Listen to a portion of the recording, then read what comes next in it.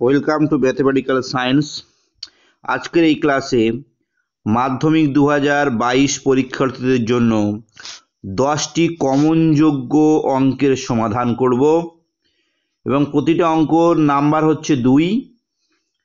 দেখে নেওয়া যাক 10টি কমনযোগ্য অঙ্ক, খুবই গুরুত্বপূর্ণ অঙ্ক হতে চলেছে 10টি। আমি একে একে অঙ্কগুলি সমাধান করছি। প্রথম প্রশ্ন 1, কোনো মূলধন 10 বছরে দ্বিগুণ হলে বার্ষিক সরল সুদের হার কত? কোনো মূলধন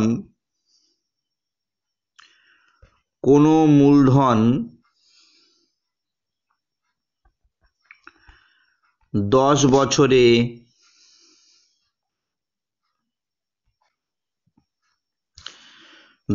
বছরে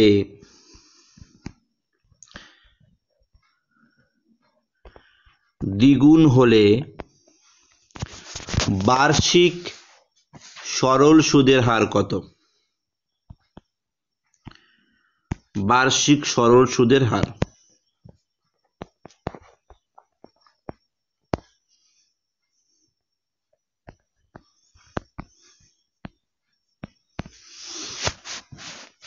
তাহলে কোনো মূলধন 10 বছরে দ্বিগুণ হলে বার্ষিক সরল সুদের হার কত? সরল সুদের হারটা কত হবে নির্ণয় করতে হবে।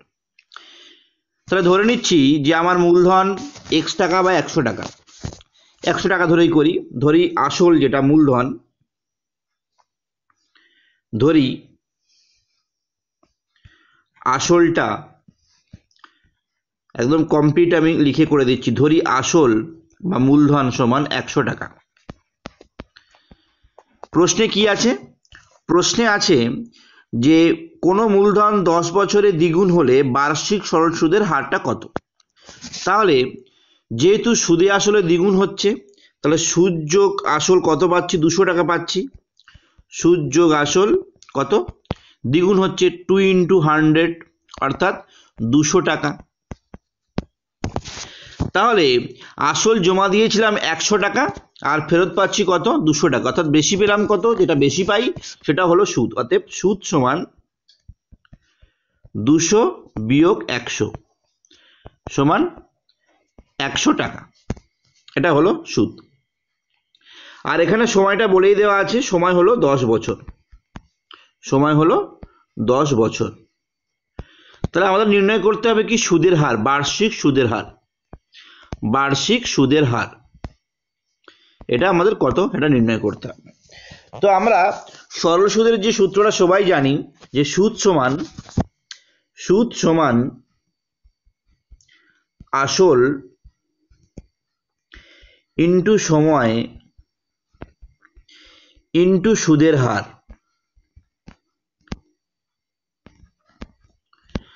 বাই 100। তাহলে এখানে সুদ হিসেবে কত পেয়েছি দেখে নিই। সুদ হিসেবে পেয়েছি 100 টাকা, আসল হিসেবে পেয়েছি 100 টাকা, সময় হিসেবে পাচ্ছি 10 বছর, সুদের হারটা কত? তাহলে এগুলো আমরা অঙ্কের মধ্যে বসিয়ে দিচ্ছি। তাহলে আসল সুদ হচ্ছে 100 টাকা, আসল হলো 100 টাকা, সময় হলো 10 বছর গুণ সুদের হার বাই 100। 100 100 10 10, তাহলে সুদের হার মানে কত পাচ্ছি? 10। সুদের হার সমান 10। তাহলে উত্তরে কি লিখবো? অতএব বার্ষিক সুদের হারটা কত? 10 টাকা, অথবা সুদের হার 10%। সুদের হারটা 10%। এটা গেল 1 নম্বর অঙ্ক। 2 নম্বর অঙ্কে আসি।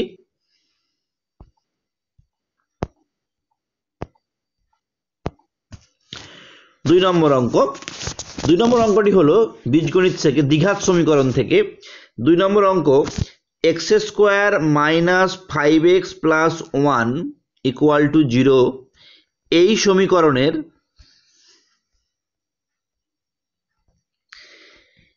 সমীকরণের বীজদ্বয় আলফা ও বিটা হলে alpha by beta plus beta by alpha সমান কত? এটা আমরা নির্ণয় করব। তো এই ধরনের অঙ্কে আমরা প্রথমে কি করতে হয়, আদর্শ দ্বিঘাত সমীকরণের যে সমীকরণটা, সেই সমীকরণের সঙ্গে এই যে দ্বিঘাত সমীকরণটাকে তুলনা করতে হয়। আদর্শ দ্বিঘাত সমীকরণের সঙ্গে তুলনা করলে আমাদের আছে কি, x square minus 5x plus 1 equal to 0, আর x square plus bx plus c equal to 0 তুলনা করলে a সমান পাবো এক্স স্কোয়ারের সহ কিছু নেই, এখানে 1 আছে 1, b সমান হচ্ছে কত -5, আর c সমান কত না 1। তাহলে বীজদ্বয়ের সমষ্টি আলফা প্লাস বিটা, যদি বীজ দুটো আলফা বিটা হয় তাহলে আলফা প্লাস বিটা মানে কত পাচ্ছি, -b/a। -b/a মানে এখানে মাইনাস আছে, আর বি এর মানে আরও -5, এ মানে হচ্ছে 1, তাহলে minus minus +5, alpha plus beta হচ্ছে +5। আর আলফা ইন্টু বিটা অর্থাৎ বীজদ্বয়ের গুণফল হচ্ছে সি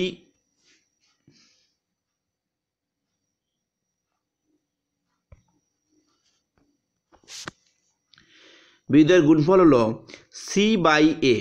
তাহলে সি কত পেয়েছি দেখে নিই, সি হচ্ছে 1, সি হলো 1, আর এ কত আছে, এ হো 1, তাহলে 1/1 মানে হচ্ছে 1। তাহলে আমাদের উদ্দেশ্য কি ছিল, যে alpha by beta plus beta by alpha. তাহলে এখানে ক্যালকুলেশন করে দাঁড়াচ্ছে আলফা বিটা লসাগু, alpha into alpha alpha square, beta into beta beta square. একটু সূত্র অ্যাপ্লাই করি, a square plus b square সূত্র কি, a plus b whole square -2 alpha beta, নিচে আলফা বিটা আছে। আলফা প্লাস বিটার মানটা কত পেয়েছি, 5, তাহলে 5 তার স্কোয়ার, আলফা বিটার মানটা পেয়েছি 1, 2 1 2 বাই 1, তাহলে 25 বিয়োগ 2, তাহলে 25 বিয়োগ 2 কত হচ্ছে, আনসার 23। তাহলে যে অঙ্কটা আমরা নিয়েছিলাম এই সমীকরণের বীজদ্বয় আলফা বিটা হলে এর মানটা কত, এর মানটা পেয়ে যাচ্ছি 23, এটা হচ্ছে অ্যান্সার।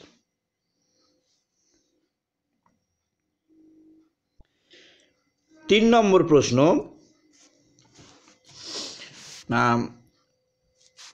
একটি গোলকের ব্যাসার্ধ 50% বৃদ্ধি করলে উহার বক্রতল শতকরা কত বৃদ্ধি পাবে। একটি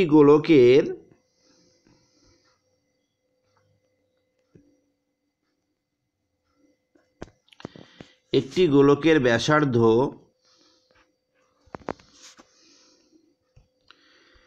50% বৃদ্ধি করলে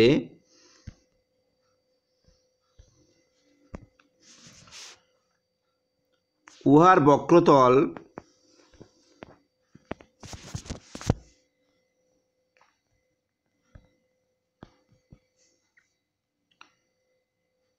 শতকরা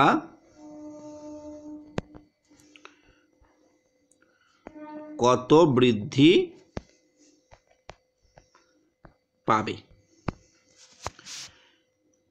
তো একটা গোলকের ব্যাসার্ধ 50% বৃদ্ধি করা হচ্ছে।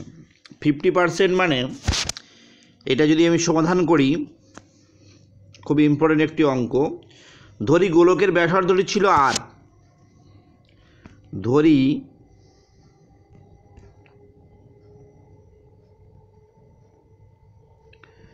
গোলকের ব্যাসার্ধ ছিল আর একক, তাহলে বক্রতল কতটা ছিল, তাহলে গোলকের বক্রতলের ক্ষেত্রফল কি, গোলকের বক্রতলের ক্ষেত্রফল, বক্রতলের ক্ষেত্রফল 4πr² বর্গ একক। আচ্ছা, এবারে ব্যাসার্ধ 50% বাড়ানো হচ্ছে। আচ্ছা, 50% মানে কি, আর এর 50% মানে কি, অর্ধেক। 50% মানে কি বোঝায়, অর্ধেক। তাহলে আর এর 50% বাড়ানো হচ্ছে, ছিল আর এর অর্ধেক অর্থাৎ r/2 আরও বাড়ানো হচ্ছে। তাহলে অ্যাকচুয়ালি এখন গোলকের ব্যাসার্ধটা কত হবে? এখন গোলকের ব্যাসার্ধ ছিল আর বাড়ানো হচ্ছে কত? 50%, মানে r/2 বাড়ানো হচ্ছে। তাহলে আরও r/2 যোগ হয়ে গেল। তাহলে 2r r into 2 into r 2 এই 2 into r 2r plus r 3r/2। তাহলে ক্যালকুলেশনটা হচ্ছে কত? 3r/2 এখন ব্যাসার্ধ। তাহলে এখন বক্রতলের ক্ষেত্রফল কত হবে? অতএব এখন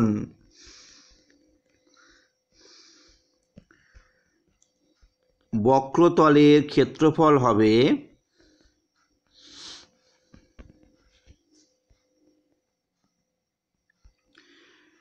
কত? 4πr। আর মানে হচ্ছে এখন ব্যাসার্ধটা কত? 3r/2 বর্গ একক। তাহলে হচ্ছে 4π 9r² 4 কেটে যাচ্ছে, তাহলে হচ্ছে 9πr² বর্গ একক। তাহলে আগে ছিল 4π², এখন হলো কত? 9πr²। তাহলে বক্রতল বৃদ্ধি হলো কতটা? বক্রতল বেড়েছে কতটা? 9πr² মাইনাস 4πr² মানে হলো 5πr² বর্গ একক। তাহলে এই যে 5πr² বেড়েছে, কার থেকে বেড়েছে? ছিল কত? প্রথমে ছিল হলো 4πr², এখন সেটা বেড়ে হয়েছে 9πr²। কতটা বৃদ্ধি হয়েছে? না 5πr²। অর্থাৎ আমরা লিখব যে অতএব বক্রতল বেড়েছে 4πr² থেকে বেড়েছে 5πr², এক থেকে বেড়েছে 5πr²/4πr², 100 থেকে বেড়েছে 5πr²/4πr² ইন্টু 100। শতকরা বের করতে হবে, সেই জন্য 100 থেকে πr² কাটা 4 25 100। তাহলে 5 আর 25 গুণ করলে কত দাঁড়াচ্ছে? 125। অর্থাৎ শতকরা 125% বা 125 ভাগ বেড়েছে ক্ষেত্রফলটা। এটা গেল 3 নম্বর অঙ্কের সমাধান।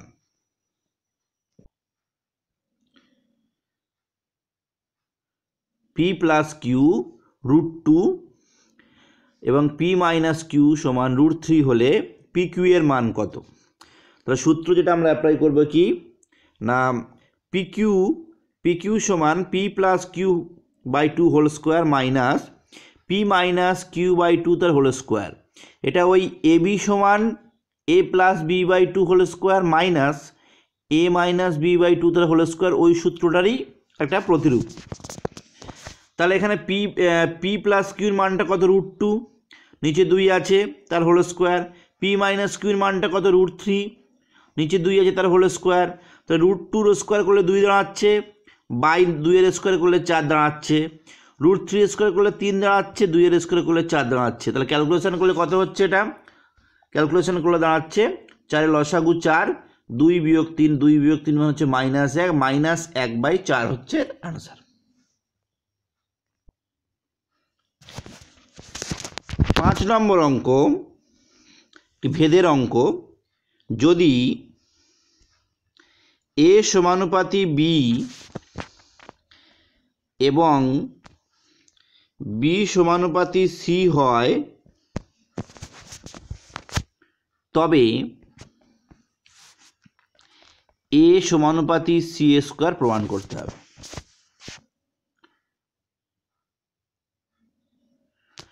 তাহলে a সমানুপাতি b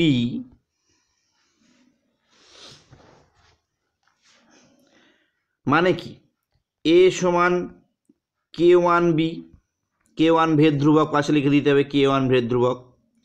আবার b সমানুপাতি c মানে কি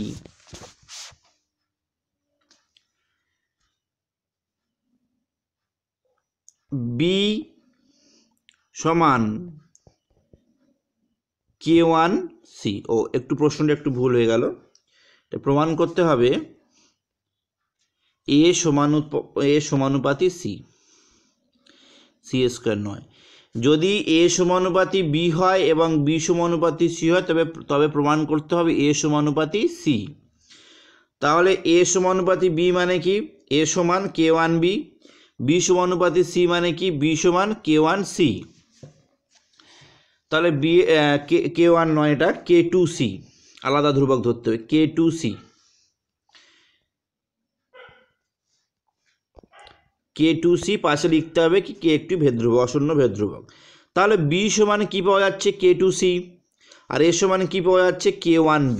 একটু লিখে নিই পরের পৃষ্ঠায়, এ সমান পাচ্ছি k1b, আবার b সমান পাচ্ছি কি k2c।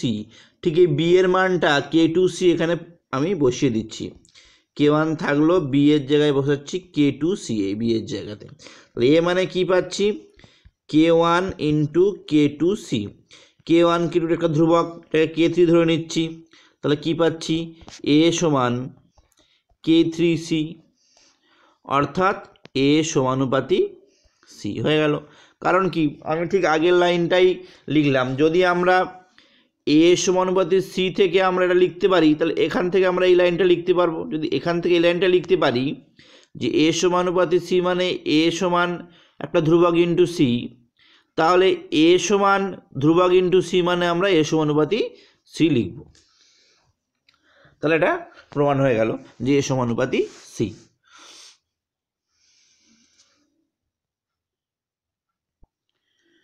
6 নম্বর প্রশ্ন, x minus 2 whole square plus x plus y whole square equal to 0 হলে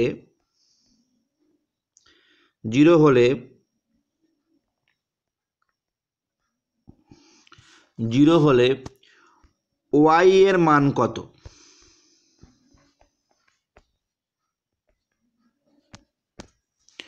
ওয়াই এর মানটা কত সেটা আমাদের বের করতে হবে।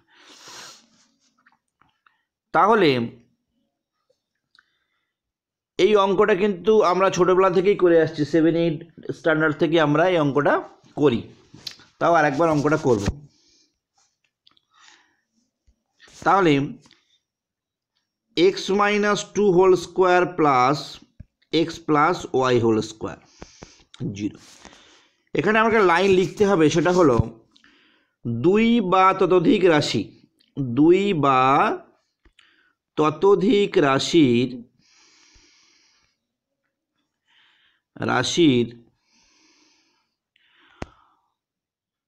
বর্গের সমষ্টি, পরের পৃষ্ঠায় গিয়ে লিখছি,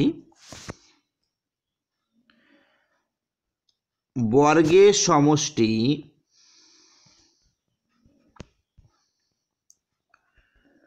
শূন্য হলে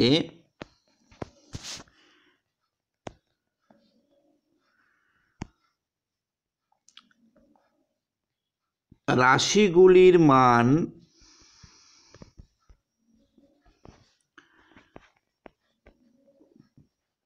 পৃথকভাবে বা আলাদাভাবে শূন্য হবে। কীরকম?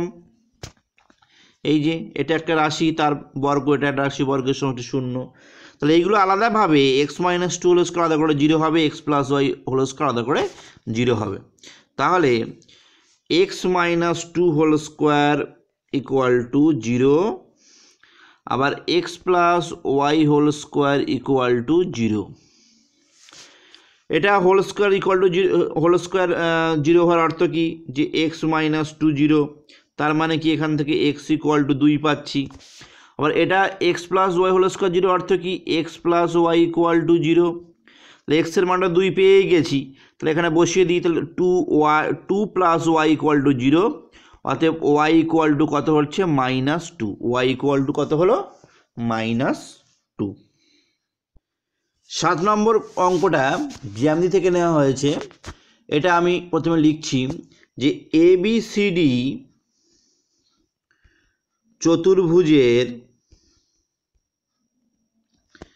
চতুর্ভুজের AB বাহুকে, খুব ইম্পর্টেন্ট প্রশ্ন, AB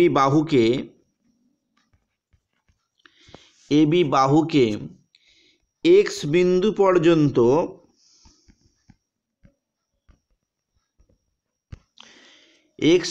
পর্যন্ত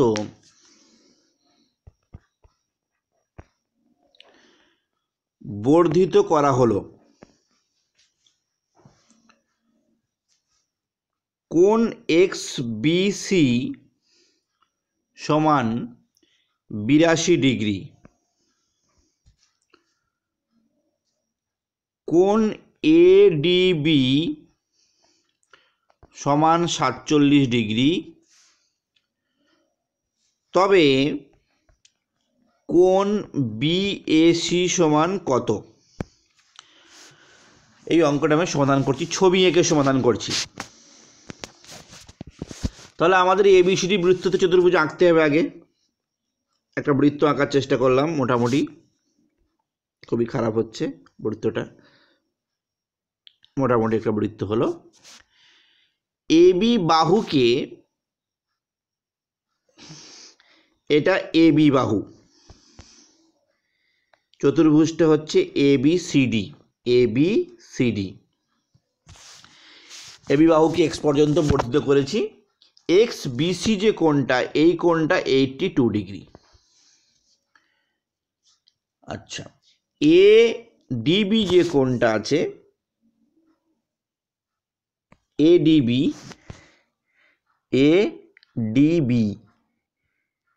এই কোণটা হলো 47 ডিগ্রি।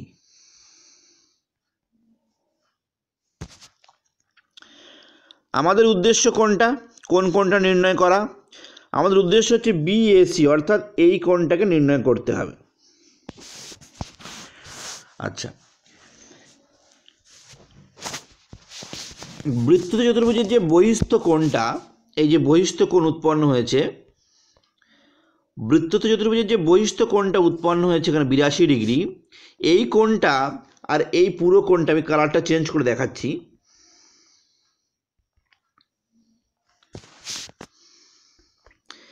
এই পুরো কোণটা আর এই যে ADC কোণটা, অর্থাৎ এই পুরো কোণটা, এটা সমান হয়। সেটা কিভাবে?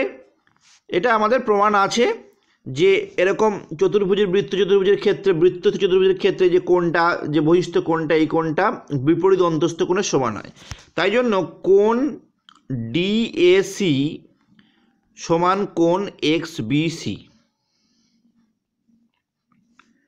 কোণ XBC। তাহলে DAC যে কোণটা, একটু ভুল হয়ে গেল, DAC কোণ নয়, ADC কোণ,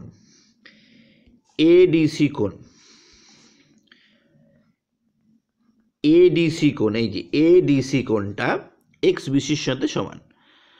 তাহলে ADC কোণটা কিন্তু আবার দেখতে হবে আমাদের দুটো কোণের সমষ্টি, একটা হচ্ছে DADB এই কোণটা, আর হচ্ছে DBC এই কোণটা, এই দুটো কোণের কিন্তু এদের সাথে সমান আছে। তাহলে ADC মানে হচ্ছে 47 ডিগ্রি প্লাস DBC কোণ। তাই লিখে নিচ্ছি, ADC মানে হচ্ছে 47 ডিগ্রি প্লাস কোণ DBC, আর XBCর মানটা কত? এই যে XBC এর মানটা হচ্ছে 82 ডিগ্রি। তাহলে কোণ DBC কিন্তু আমি পেলাম কত? 82 ডিগ্রি বিয়োগ 47 ডিগ্রি, মানে হলো 35 ডিগ্রি, 35 ডিগ্রি। তাহলে আমাদের প্রশ্ন কি? প্রশ্ন হচ্ছে BAC নির্ণয় করা। BACটা কত, এটা নির্ণয় করতে হবে। তাহলে আমরা একটা ছবি দেখি, এখানে খুব ভালো করে দেখি যে এই যে BC যে বৃত্তচাপ, এই বৃত্তচাপের ওপরে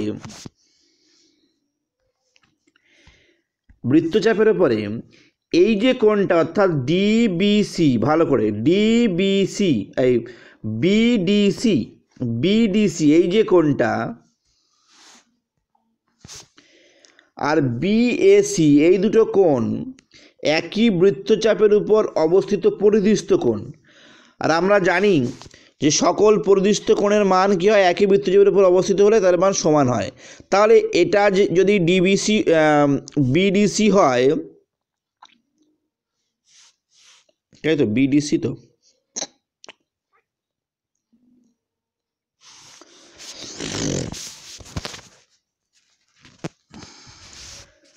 বিডিসি হয়, বিডিসি, ওহো ডিবিসি হয়ে গেছে গো, এটা কোন, এটা হলো বিডিসি, একটু মিস্টেক হয়ে গেছে, বিডিসি, তাহলে এটাও বিডিসি হবে, এই যে বিডিসি আর এটা 47। তাহলে এই বিডিসি আর বিএসি এরা কিন্তু একই বৃত্তচাপের উপর অবস্থিত পরিদৃষ্ট কোণ, এবং একই বৃত্তচাপের উপর অবস্থিত পরিদৃষ্ট কোণগুলো কি হয়, তারা সমান হয়। অর্থাৎ যদি বিডিসির মান 35 হয়, তাহলে বিএসির মানটা কত হবে, বিএসির মানটাও কিন্তু 35 ডিগ্রি হবে।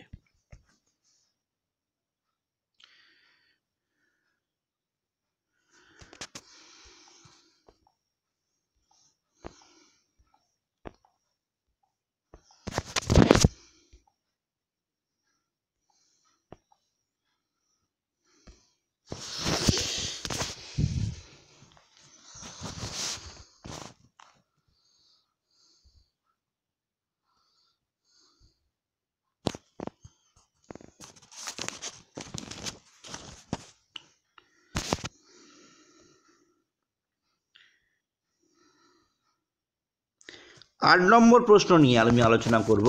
8 নম্বর প্রশ্নটা হলো এ এর 10%, এটি একটি গুরুত্বপূর্ণ অঙ্ক, বি এর 20% সমান সি এর 30% হলে A/B/C সমান কত, A/B/C সমান কত হবে, এটা আমাদের নির্ণয় করতে হবে। তাহলে এই অঙ্কটা আমি সমাধান করি যে এ 10%, এবার আমি সমস্যাটা মুছে দিচ্ছি, এখান থেকে শুরু করি। এ 10% মানে হলো শতকরা 10% মানে 100-র মধ্যে কত, 10। বি এর 20% মানে গুণ 100-র মধ্যে 20। সি এর 30% মানে কত, 100-র মধ্যে 30। তাহলে কাটাকুটি করলে কি দাঁড়াচ্ছে, 10 10 100, 1 10, 5 20 100, 1 5, 0 কাটা, তাহলে হলো A/10, B/5 আর 3C/10, 3C/10 এটা দাঁড়াচ্ছে। তো এখান থেকে আমাদের কি করতে হবে, A/B/C নির্ণয় করতে হবে। অনেক রকম নিয়মে করা যায়, আমি এখানে ধরে নিচ্ছি এটা সমান কে নট ইকুয়াল টু 0। তাহলে কি পাবো, A/10 মানে কি কে, B/5 মানে কি কে, 3C/10 মানে কি কে, সেটা লিখে নিচ্ছি যে A/10 মানে হলো কে, তাহলে A সমান কত পাবো, 10K। তারপর কি আছে, B/5 সমান কে, B/5 সমান কে, B/5 সমান কে, তাহলে B সমান কি পাচ্ছি, 5K পাচ্ছি। তারপর কি পাচ্ছি, 3C/10 মানে কে, তাহলে 3C/10 মানে হলো কে, তাহলে C সমান কি পাচ্ছি, 10K/3। এবার আমরা A/B/C নির্ণয় করব, A/B/C, তাহলে A মানে হচ্ছে 10K, B মানে হচ্ছে 5K, C মানে হচ্ছে 10K/3। আচ্ছা, তাহলে নিচে যদি দেখি প্রত্যেকের হরে, এর হরে 1 আছে, এর হরে 1 আছে, 3 আছে, লসাগু করে দিই, লসাগু হচ্ছে 3, আর কে এগুলো আউট হয়ে গেল, তাহলে 10 × 3 5 × 3 10/3 × 3 লসাগুটা যেহেতু 3 1 1 1 1 1 3 এদের লসাগু 3 তাহলে উত্তর কত 30 3 10 30 3 5 15 3 3 কাটা গেলে 30 তাহলে 30:15:10 একটু সরল অনুপাত করি 30:15:10 কে 30:15:10 তাহলে কি দিয়ে কাটবে 5 দিয়ে 6:5 5 30 3 5 15 5 2 10 আনসার কত হলো 6:2:3। এবারে 9 নম্বর প্রশ্ন নিয়ে আলোচনা করব। 9 নম্বর প্রশ্নটা হলো যে একটি নিরেট গোলকের বক্রতলের ক্ষেত্রফল একটি নিরেট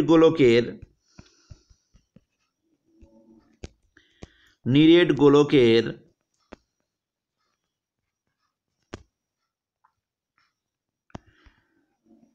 বক্রতলের ক্ষেত্রফল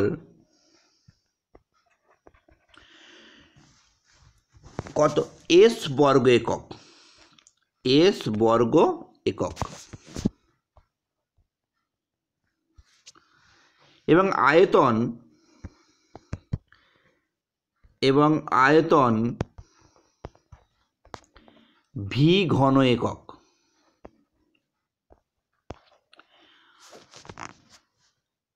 হলে s³/v² এর মান কত? একটি নিরেট গোলকের বক্রতলের ক্ষেত্রফল s বর্গ একক এবং আয়তন v ঘন একক হলে s³/v² এর মান কত হবে তা আমাদের নির্ণয় করতে হবে। তো চলো নির্ণয় করি। আমাদের বলে দেওয়া আছে যে গোলকের বক্ষতলের ক্ষেত্রফল s, ধরে নিই যে ব্যাসার্ধ হচ্ছে r। গোলকের ব্যাসার্ধটা কত না r। তো যদি ব্যাসার্ধ r হয় তাহলে বক্ষতল কত হবে? বক্ষতল s মানে 4πr², আর আয়তন v মানে কত 4/3πr³ গোলকের আয়তন। তাহলে আমাদের নির্ণয় করতে হবে কি? নির্ণয় করতে হবে s³/v²। s³ মানে কত? s³ মানে হলো s³/v²। তাহলে s মানে হচ্ছে 4πr², তাহলে 4πr² তার হোল কিউব। আর v² মানে কি 4/3πr³ তার হোল স্কোয়ার। তাহলে ক্যালকুলেশন করলে কত হচ্ছে 4³ মানে কত হচ্ছে ওপরে 64, তারপর π³ r² হোল কিউব করলে হচ্ছে r6, নিচে কি হচ্ছে 64/27 π² আর r⁶ 3 × 6। তাহলে r6 কাটা যাচ্ছে আর π² কেটে গেলে একটা পাই থেকে যাচ্ছে। তাহলে একটু পরের পৃষ্ঠায় করি যে 64 ওপরে থাকছে কি? ওপরে থাকছে 64π, নিচে থাকছে কি 64/27, 64π আর নিচে থাকছে 64/27। তাহলে কি হচ্ছে 64π আর নিচে কি থাকছে 64/27।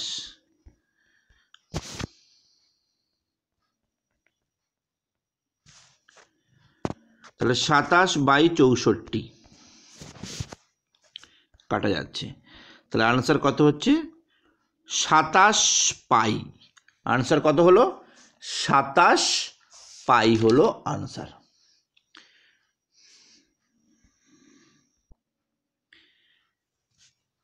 আচ্ছা, এখানে একটা সমস্যা একটু হয়ে গেছে।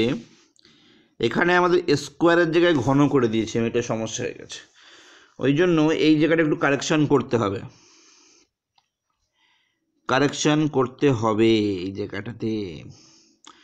4 এর হোল স্কোয়ার হচ্ছে 16, 4 এর হোল স্কোয়ার হচ্ছে 16/9 π² r6। এই জায়গাটা একটু সমস্যা হয়ে গেল। তাহলে r6 কাটা যাচ্ছে, π² পাই কেটে যাচ্ছে, তাহলে থাকছে কি 64 পাই বাই 16/9। এবারে ক্যালকুলেশন করব। 64 পাই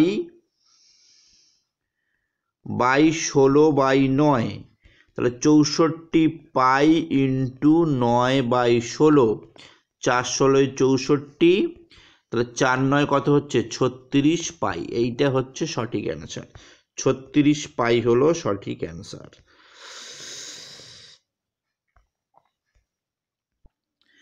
এবার 10 নম্বর প্রশ্ন নিয়ে আমরা আলোচনা করব। 10 নম্বর প্রশ্নটা হলো, একটি ঘনকের ভিতরে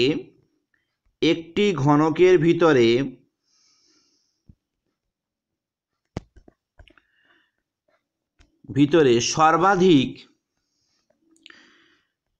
6√3 সেমি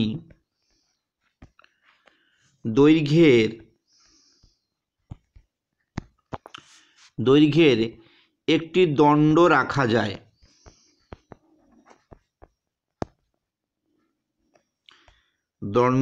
যায়। তাহলে ঘনকটির আয়তন কত?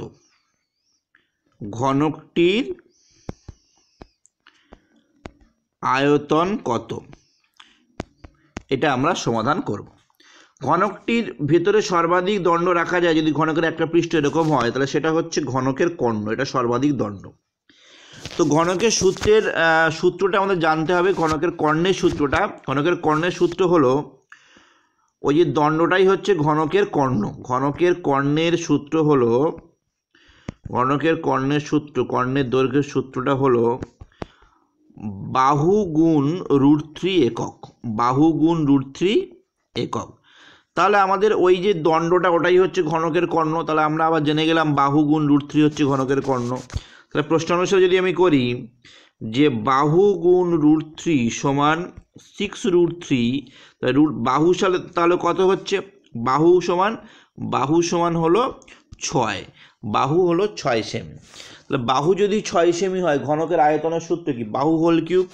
তাহলে অতএব ঘনকটির আয়তন কত হবে? অতএব ঘনকটির আয়তন